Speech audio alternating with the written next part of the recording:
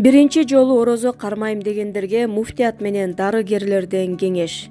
Рамазан айы мектеп сыяктуу. Кыргызстан мусулмандар дин башкармалыгынын фатва бөлүмүнүн адиси Бахтияр Токтогазы уулу ниетти туура коюп, орозо кармагандан коркпош керек деген билдирген.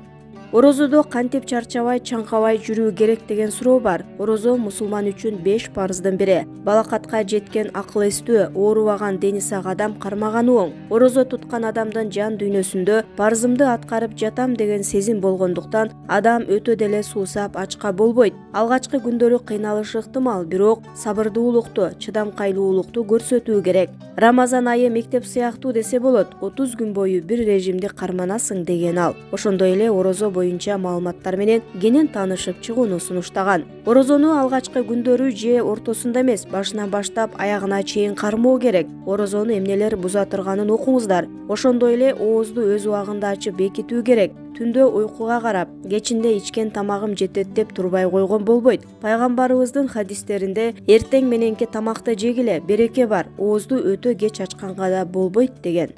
Бахтияр Токтогазы уулу динде ооз ачканда жана жапканда тамакты тое жебеш керек экендигин да баса белгилеп айткан.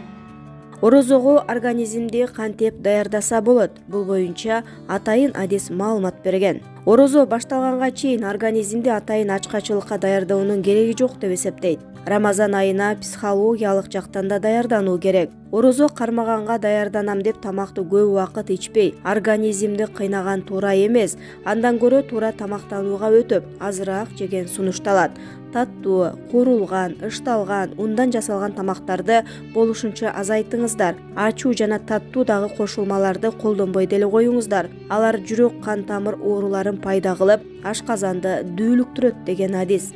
Ошондой эле тамактанарга 10-15 мүнөт калганда бир стакан суу ичүүнү сунуштаган. Ал эми тамактангандан кийин ал сиңиши үчүн кеминде 2-3 саат кыймылда болуу керек деген, бирок түндө ооз бекиткендер шартына караса болоорун белгилеген. Диетолог туура тамактанам дегендер эмне азыктарды жеши керектиги боюнча кеңеш берген. Сууну салмакка жараша ичиңиздер. 1 килограммга 30 мл туура келет. Салатты көп жеңиздер. Малдын этинен тышкары балыктын жана тооктун этин колдонгонго аракет кылыңыздар. Десертке таттуудан көрө мөмө жемиш жеңиздер. Тоюмдуу, углевод катары гречка менен күрүчтү пайдалансаңыздар болот. Негизинен тамактануу жеңил, көп түрлүү жана витаминдүү болушу керек. Анан сууну көбүрөөк ичүүнү унутпаңыздар деген ал. Адис туура тамактанууну орозодон кийин да улантып кетүүнү сунуштаган. Ооз ачканда сууну толук ичүү керек. Диетолог Бактыгүл Иманакулованын билдиришинче, орозону биринчи кармап жаткан адам ачкачылыкка көнбөй кыйналышы ыктымал, бирок бара-бара ага деле көнөт. Негизи орозо кармаган адамдын тамакка табити көп тарта бербейт. Ооз ачууда көбү чыныдагы сууну ууртап эле коюшат. Ошону толугу менен ичкен оң. Адам бир канча саат ачка жүргөндүктөн организмде суунун көлөмү азаят. Суу жуткандан кийин тамакты 20-30 мүнөттөн кийин жеш керек. Антпесе ички органдарга, бөтөнчө ашказанга күч келет. Муздак эмес, жылуураак суу ичкенге аракет кылыңыз. Оозду ачууда жана жабууда майлуу, камыр, таттуу, туздуу эттен жасалган тамактарды ченеми менен жеңиз. Жеген тамактын көлөмү адамдын бой, салмак, жашына, тагыраагы, алына жараша болушу керек, деди ал. Адис кошумчалагандай, бир канча убакыт ачка жүрүүдө нерв системасынын иштөөсү менен зат алмашуу жакшырып, денедеги шлактар чыгып, салмак азаят. Ачка жүрүүдө организм уу заттардан тазаланат. Бир нече саат ачка жүрүү организм үчүн пайдалуу экенин адистер билдирген. Ал белгилегендей, орозонун ден соолукка пайдалуу экени окумуштуулар тарабынан тастыкталып келүүдө. Ачка жүрүүнүн пайдасы тууралуу илимий аныктамалар бар. Муну исламды изилдеген окумуштуулар эле эмес, батыштын илимпоздору деле айтып келишүүдө. Адам 15-17 саатка чейин ачка жүрө турган болсо, организм уу заттардан тазаланат. Демек, орозо ден соолукка пайдалуу. Болгону ал учурда ошого шайкеш тамактануу зарыл. Маселен, ачка жүрүп, анан дароо күчтүү оор тамактарды жегенде ден соолукка залалы тийиши ыктымал. Ооз ачаарда сүт азыктары, жер жемиш, мөмө жемиштерди жешибиз керек. Дан азыктары болгон гречка, күрүч, буурчак калориялуу болгону менен организмге сиңиши жеңил. Ал эми куурулган майлуу тамактарды, эт, камырды ооз ачууда жебей эле койгон туура.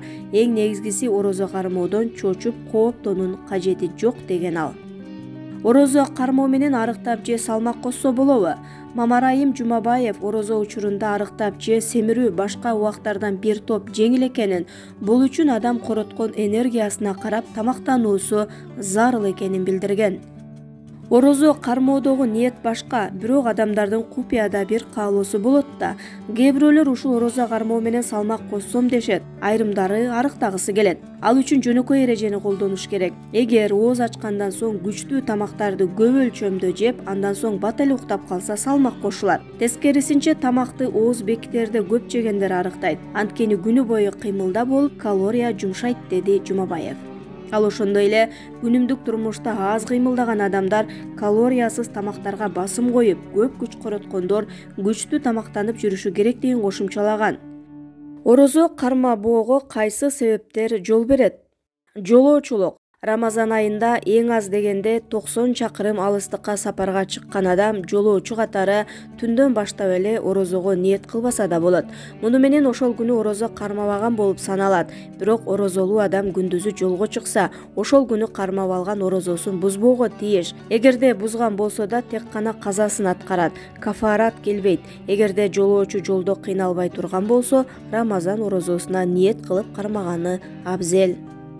Оору сыркоо. Орозо кармаса өмүрүнө коркунуч туулгудай даражадагы оору сыркоолуу адамдар болсо же орозо тутса жөн эле оорусу күч алып кетүүдөн, создугуп кетүүдөн кабатырланса орозо кармабайт. Кармап алган орозосун да буза берет. Кийин ден соолугу өз калыбына келген соң бир күнгө бир күн казасын аткарат. Тери оорулары, тиш оору, манжалардын оорусу сыяктуу орозо кармоого кедергиси жок сырткы майда оорулардан улам орозону бузууга болбойт. Орозо кармаса өз ден соолугуна зыян жетер же жетпесине карата ишенимдүү бир мусулман врачтын өкүм негиз кылынат. Дени сак адам орозо кармаса мурдагы оорусу козголоору анык билинсе оорулуу катары саналат. Кош бойлуулук жана бала эмизүү. Рамазанда кош бойлуу жана бала эмизген аял өзүнө же болбосо баласына кандайдыр бир зыян келеринен кабатырланса орозо кармабай кийинчерээк казасын аткарат.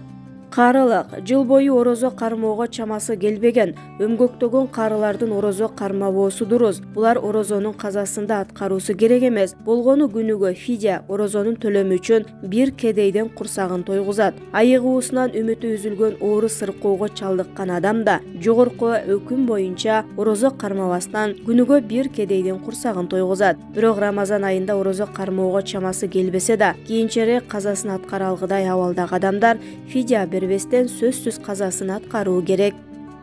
Жоокерчилик. Рамазан айында жоого беттенген мусулман жоокерлер күч кубаттуулукту толук сактоо үчүн орозо кармабай туруулары дурус.